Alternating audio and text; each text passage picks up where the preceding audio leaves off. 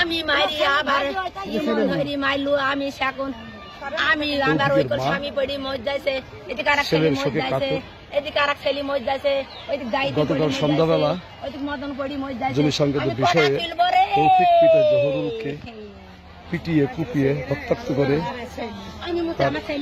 প্রতিবেশীরা তারই আলোকেই অসুস্থ চরমাহত তৌফিককে নিয়ে যাওয়া হয় স্থানীয় হাসপাতালে। পরেই অবস্থা খারাপ হলেই রাজশাহী মেডিকেল কলেজ হাসপাতালে চিকিৎসাধীন অবস্থায় আজকে মারা গেছে। আজকে মারা গেছে জানেন না?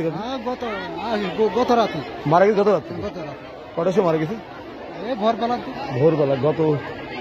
আজকে ভোরবেলা মারা গেছে।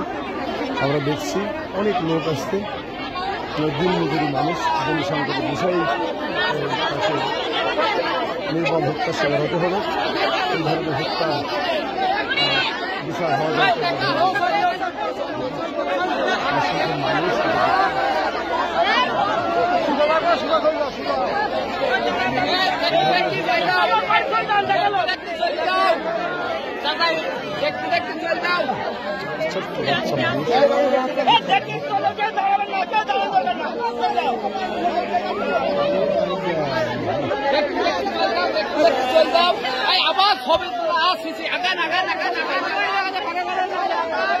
এই নির্মম হত্যার বিচার চেয়েছেন এলাকাবাসী।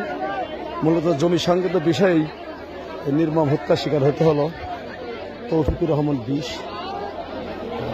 আর এই হত্যায় এলাকায় শোকের ছোঁয়া নেমে এসেছে, হাজার হাজার মানুষ এসেছে।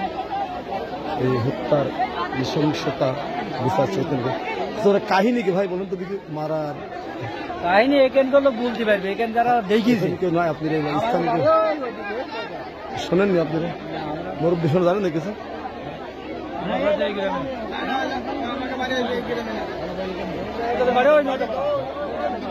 এই ধরনের নির্মমতার বিচার চেয়েছেন এলাকাবাসী।